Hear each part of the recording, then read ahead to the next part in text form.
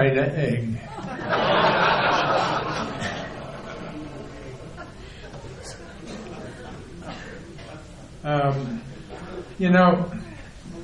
Since you have chosen what I should talk about, maybe you would like to know some things that I wouldn't think to tell you.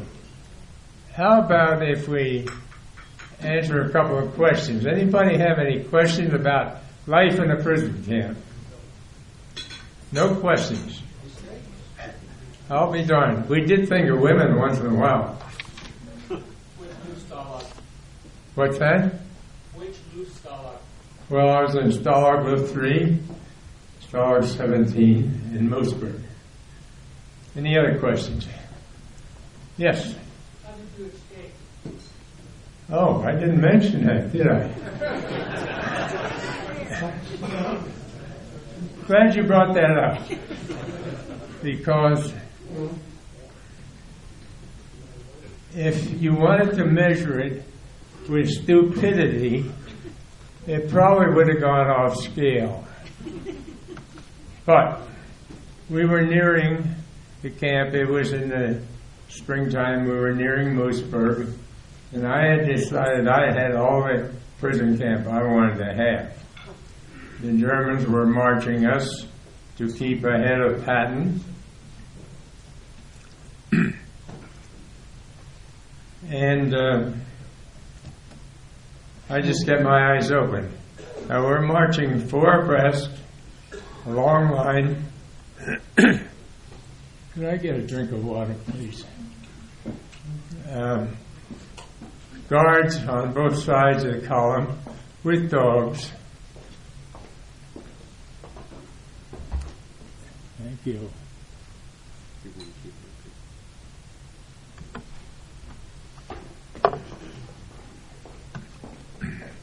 At high altitude, dries you. It's dehydrating. It really is. At any rate, it was getting dusk and I could see up ahead there was a village. And our column was going towards that village. Just before it reached the village, it made an abrupt left turn. So I said to the guy next to me, I'm on the outside here, I said, do you want to try something? He said, what do you have in mind? I said, when we get to that corner, you and I aren't going to turn. We're just going to go straight. Now, we want to keep talking with our hands in our mouth. Don't look back. Don't change pace. Don't change anything. Just look like you're doing what you're told to do. The unbelievable part of it is it worked. Nobody even challenged us. We walked right on straight through that village. Nobody questioned it because, well, everybody in Germany was wearing a uniform. We were just some other kind of gypsy, I guess. So we went right on through the town and out the other side. Now that was the first escape. We were captured, obviously. But the third attempt was a little different.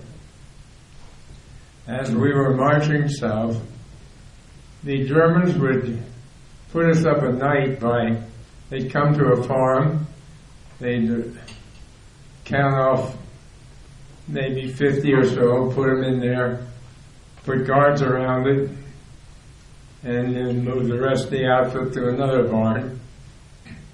Well, I soon figured out they were not counting us. They weren't counting us when they put us in. They weren't counting us when they took us out. So we contrived the notion of digging in the hay. However, in the morning, in spite of their not counting, they would take a bayonet and stab in the hay, make sure there's nobody hiding there. So we just dug a little deeper, and we got beyond the point of the bayonets, everybody left, and we were alone. We got out of there and we're walking down the road. Excuse me, I'm sorry about this. We're walking down the road and we heard voices. It was raining.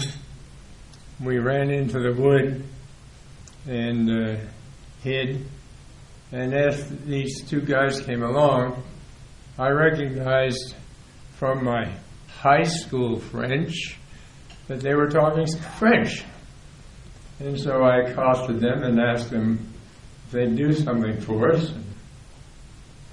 So they said, "Stay here, we'll come and pick you at dusk," which they did. And they hid us under their huge feather mattresses every night when they were in to be counted. They were forced laborers. They would work in the fields all day, and they'd come in at night and be locked up and fed and whatnot. So during the day, they stole food for us and provided for us, and we just lived there a little bit, and everything worked out fine. Until one day, in the barn right next to ours, what do you think happened? A contingent of German soldiers moved in as our neighbors. Well, we were not racist, but we didn't like that. At any event, a couple days later, they all left someplace without their gear. And they left the guard there to watch over their rifles and things like that. Well, I kept looking at this guy, and I recognized him. He was one of our more accommodating captors at one of our previous camps. And so I said to my buddy, "I'm going out and talk to him." Now, if you think I've so far shown signs of stupidity, what do you think it is? Well, I did. I went out and talked to him, and I used their favorite phrase, "For you, the war is over." Yeah. I said, "Well, when the forces come through, I would appreciate very much if you would give me your pistol as a souvenir." "Oh, here." He gave me his pistol. He said, "We got more in there if you want them." So both of us got armed, and during the course of the day, the fighting got too close, and the Frenchmen started coming in. And as they did, we armed them. We had our little force of freedom fighters.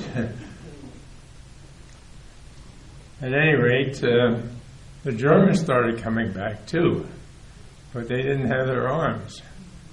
And so we just confiscated their bodies. We put them in one of the barns and put guards around them, told them anybody stuck their head out, it'd be shot off. It's very effective. I don't know why we don't use that more often ourselves sometimes.